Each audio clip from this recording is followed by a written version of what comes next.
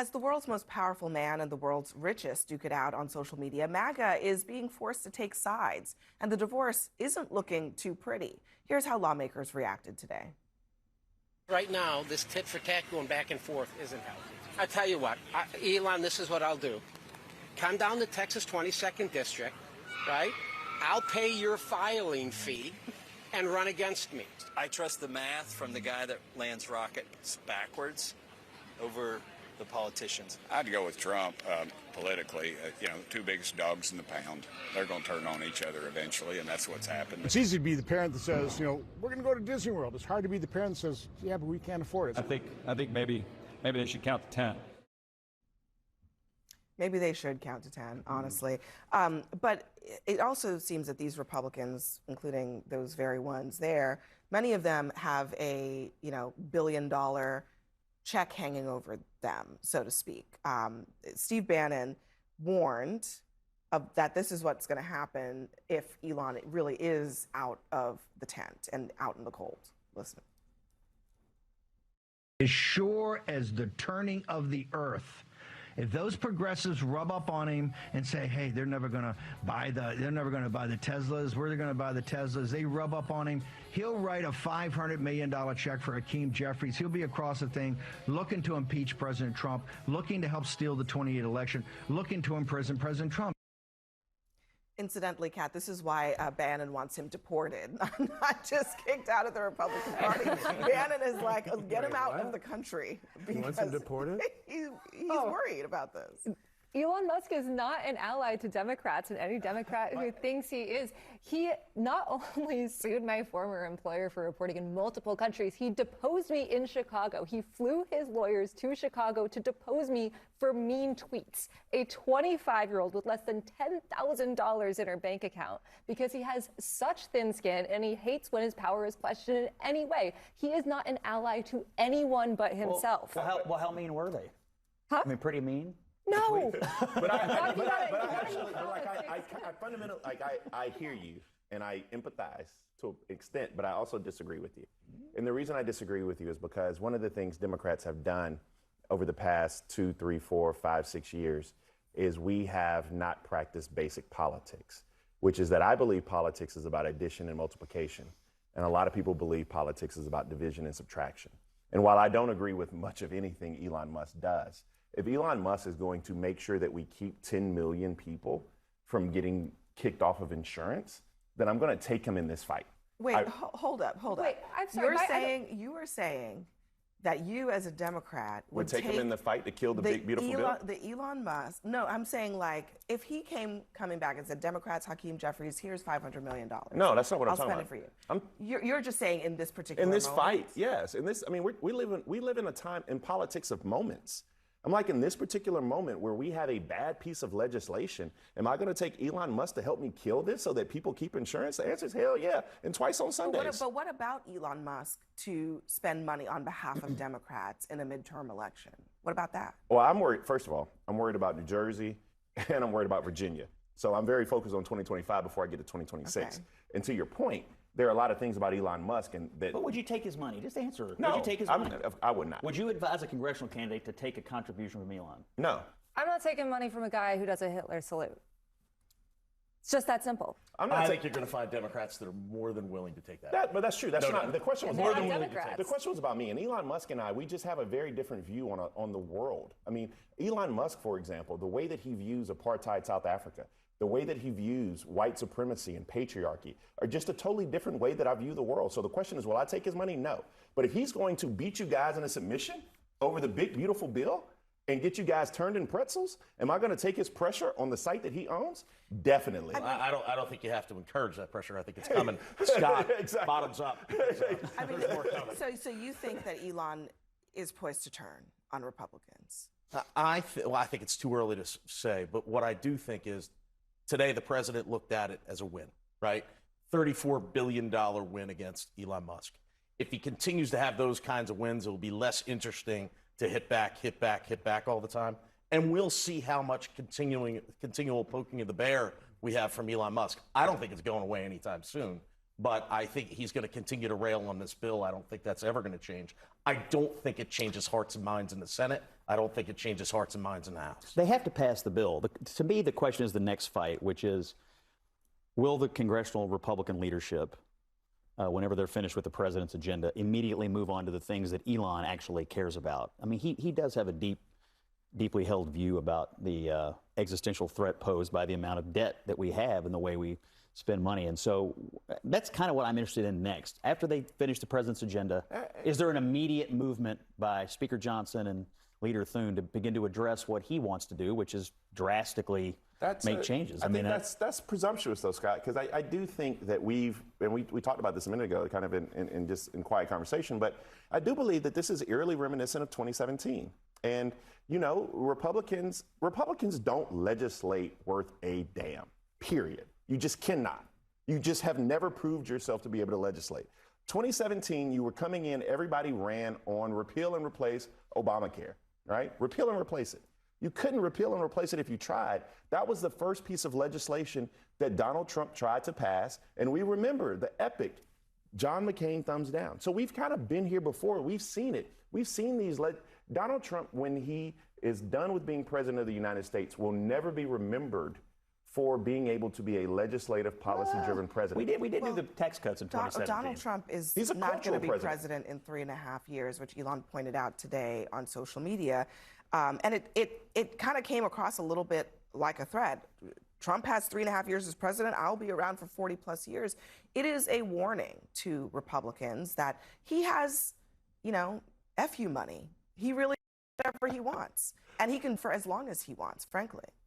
Yeah, and he's starting to persuade. He's introducing like a thought enterprise, like just keep that in the back of your mind, guys. Right, exactly. Just keep thinking about that because I got some more stuff coming. And I'm going to try to persuade you. Yeah, I'm sorry. We have primaries coming up. We have a 2026 election cycle coming up. I think President Trump is going to be way more important to folks in that cycle than Elon Musk is. So I think they're going to continue to hang in there. Not if Elon Musk has $500 million. I mean, but he can't run I don't it know. either. I mean, there's a balance. I think just the money is an issue here. Really is. Popularity among the base, just saw poll the other day in Pennsylvania. Because he's Elon. 88%. Elon has gained and lost more money than Donald Trump has seen in his entire You're not going to knock just into in the that last 6 months. among the base. Just in the last 6 months. I mean, he obviously has that kind of influence, monetary influence, and it could make a difference in an election. But don't undercount the influence of the president among Republican primary voters, his base. They are all enormously happy with him. He is the unquestioned leader of the party. And what he says still very much goes inside of the Republican Party tent. I believe that will include primaries next year. Does it include the people who lose their access to Medicaid or the ones that lose their SNAP illegal benefits? aliens? They don't vote anyway, so I don't guess it'll matter to them. Are you saying that only undocumented I'm saying people we're going to make sure that no undocumented 11 million person people are going to lose their health care? We're going to make sure that illegal aliens and folks who won't get off grandma's couch and try to work are not going to scam the system, and we're going to preserve it for the people who need it. Yeah, the able-bodied work provisions, I think that's something. Define it. What if you get sick and you get work? Get to the point. If you need it, you'll have it. it. The program will be so. In addition to that, define able-bodied. Define it. Get up and go to work, right? No, but define it, because there is a working poor in this country. You do identify with that. There are people who work 40 hours or more in this country that cannot afford the basic necessities, including insurance. They're going to have Medicaid. But there's a gap in many places that don't expand Medicaad. Okay, so you know who determines who gets Medicaid for the most part, right? Yes, I was in the state legislature. Right? Yeah, I got it. I got it. I was there for a decade, 8 years, so for people fact checking. Can't take anybody off the rolls, right? What this bill does is say, states, you can take people off the rolls now. Correct. If they're ineligible. Right? Okay. So if they're ineligible, they're going to go off the rolls. How are they ineligible? Okay. So I've said this many times at this table. You can't just say if they're ineligible. You have to also define what you're talking about. You also have to acknowledge. Hold on. You have to acknowledge that this bill makes more people ineligible. That's part of what the bill does. If they don't meet work requirements. If they don't meet work requirements. Work requirements are such that people who are currently already working may not meet the requirements under this bill. So people who are working now are going to, some of them, not meet the requirements under this bill. Why wouldn't they meet it? Why wouldn't they meet it? Okay, I've given this example many times. I'll give it again. The bill has a provision that says that if you have a child who is older than the age of 7, you have to meet a higher work requirement level. So if you're a mom, a single mom, and you're the only person taking care of a child, and you have a 14-year-old or a 13-year-old or a 12-year-old, the bill says you have to work a lot more. Some people are not going to be able to do that. They may lose their Medicaid. So the bill has provisions in there that create gaps for people. But so look, you can defend that. No, I'm just saying, be I do honest think the about Senate- it. That's all I'm saying. That's where I think you the can't Senate just say it's is like if probably you're gonna- ineligible, if you're lazy, if you're cheating. It's not those people. It is, but it is. It's not just that's the literal target. It is the literal target. It's not target. Everyone deserves health care. Even illegals? Every single person in the world deserves Just for the health record, care. as a candidate, you're for illegal aliens getting Medicaid. I think everyone in the world deserves That's a health yes. care. That's a yes. I'm such a That's a moderate. Democratic position. It is a yes, but yeah. It's a Democratic Everyone in the position. world Illegal deserves aliens health should care. get Medicaid. But I mean, How is this controversial? How is it controversial? How is it controversial to think they don't want someone to die in the hospital because they can't afford Who it? do you think pays for health care when undocumented people show up at a hospital? Who pays for that? We all pay for it. Exactly. Including I mean, we all undocumented pay people for because it. they actually contribute. That's the point. That's the point. We do realize that undocumented Who pays for the welfare system in this country generally? I want to remind Taxpayers. you and perhaps everyone else that there's no free lunch here. Okay, you either for the illegals. you either have a program. No, but they contribute. Hold on.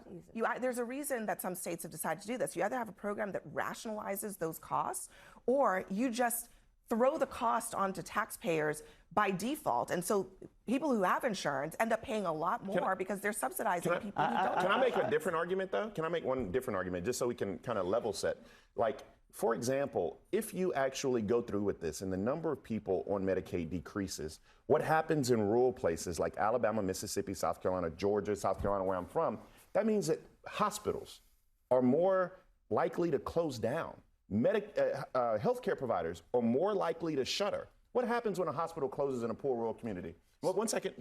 One second. Do you know what happens when that happens? That means the pharmacy closes down. That means the little motel closes down. That means the florist closes down. The restaurant. It destroys your entire economy around it. So by definition, so many hospitals closed since Dobbs by because definition, they're afraid of the liabilities. According to your logic train, we need to let more illegal aliens into the country, give them more health care to keep all the hospitals Let me tell you what I'm saying. Are you for it or not? Can I start my logic train with you? Are you for it or not? My logic train starts with the fact that I don't want to kick 11 million people off of Medicaid. Do you want the illegal aliens on or not?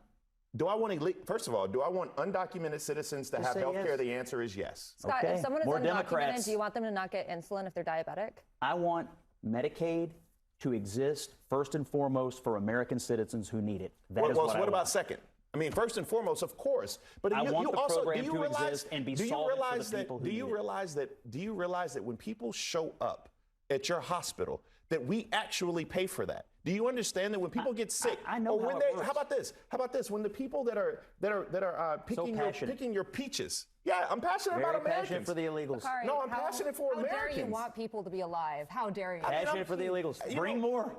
No, I actually want safe and secure borders. You need more. To make your vision of America work, we need more illegals who get more benefits. That's your version of America. No, what I want from America is a place that was promised to us, Scott. To the illegals? Like you do. No, it was promised to us. It was promised to us, not us, me and you, black and white, brown. Scott, do you think that your family was born here? You weren't born here, Scott. I was born in First of all, where does your family come from? My family wasn't born here.